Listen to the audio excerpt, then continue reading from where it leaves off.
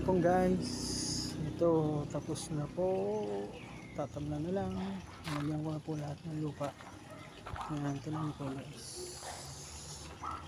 Papunta dito. Ayan, mas na po yan. Hanggang doon sa kabila.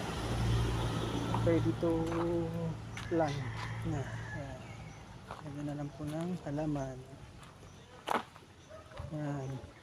Dito po. Kaya ako pinalagyan nyo na buhangin. Paglalagyan po ng step para po hindi mapuputik.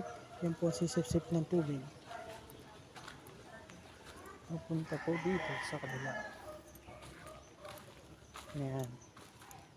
Yan po. Tapos na po yan. Nilagyan na po lahat ng lupa. Bibili na po ng halaman.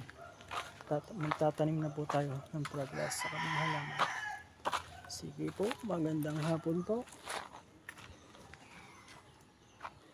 Magandang hapon po ulit.